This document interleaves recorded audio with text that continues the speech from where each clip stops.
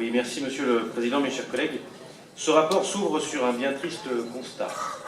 Un constat d'impuissance qui nous dit « on ne peut pas faire ». Je lis en cette période électorale qu'il faut penser la ville de demain, que les déplacements durables sont la priorité, et nous allons voter pour faire un bus. Ne vous trompez pas sur le sens de mon intervention, je me réjouis bien évidemment qu'une solution soit offerte aux habitants de la métropole, et plus précisément à ceux du Val-de-Saône, par le biais de ce bus à haut niveau de service.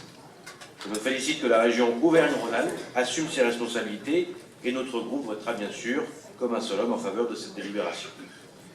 Ce que je regrette, c'est que nous en sommes là à voter la mise en place d'un bus qui sera utile pour les habitants du Val-de-Saône, convenons-en, sauf qu'une fois arrivés sur le plateau nord, les passagers n'auront que le choix des voies de bus classiques pour se rendre sur Lyon.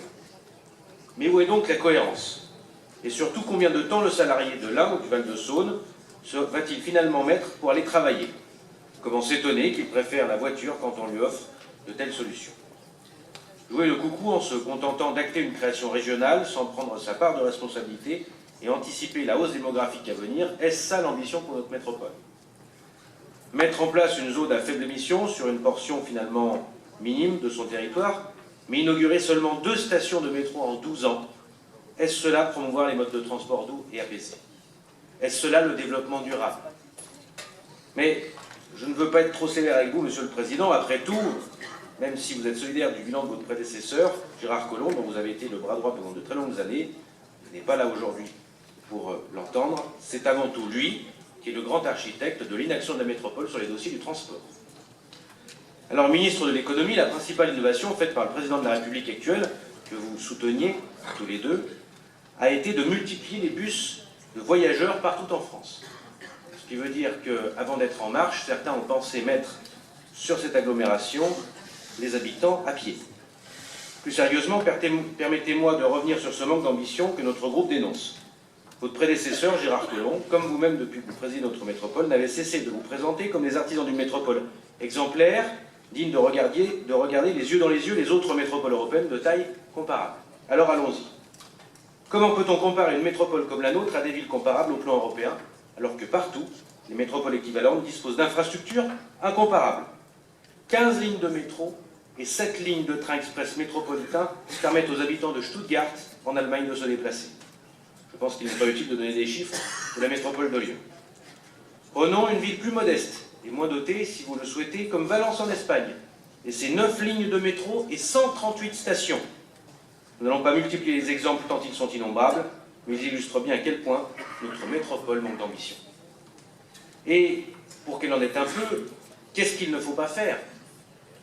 Mes collègues de l'Ouest et du Sud ont obtenu, non sans peine, le prolongement du métro B jusqu'à Oullin, jusqu'à Oullin, en 2013. La précédente inauguration de station datait de 2007, à la soie. Sur le plateau nord, que n'a-t-il fallu faire pour qu'enfin vous vous rappeliez que notre territoire existait? Quelle énergie a-t-il fallu déployer au maire de Caluire-et-Cuire, au premier adjoint de Saint-Onet-Camp et à moi-même, pour entendre enfin la présidente du Citral, le président de la métropole et son prédécesseur s'apercevoir que prolonger le métro jusqu'à l'A46 pourrait être une excellente idée en termes de mobilité et de développement durable. Heureusement que les élus des 3 communes du plateau nord travaillent main dans la main et savent parler fort. À titre d'information, le document du Citral montre que le métro B, qui pourrait aller jusqu'à Sermonaz, permettrait de traiter 80 000 voyageurs jour, et le métro C, qui se connecterait au métro B à Montsouis, permettrait de traiter 40 000 voyageurs supplémentaires jour. Ça fait 120 000 voyageurs jour avec le prolongement de ces 2 lignes. J'ai aussi une pensée pour mes collègues du sud de la métropole. Là encore, rien n'est fait ou si peu. Les communes de la communauté de communes du Pays Mornantais ou ceux de la communauté de communes de la vallée du Garonne, notamment, réclament eux aussi, à corps et à cri, le prolongement du métro vers les 7 chemins. La proximité des prochaines élections va-t-elle vous faire enfin prendre position en leur faveur, avec des projets ambitieux dignes d'une grande métropole européenne? Avant de conclure mon intervention, j'ajouterai également un grand absent, que cela soit sur le plateau nord ou plus globalement dans toute la métropole. Je veux parler, bien sûr, des parkings relais. Ici, le sujet n'est même pas évoqué, autrement dit, comme je le disais plus tôt, on a un bus qui arrive au plateau nord, mais on ne se demande même pas comment les usagers vont faire pour arriver jusqu'à lui.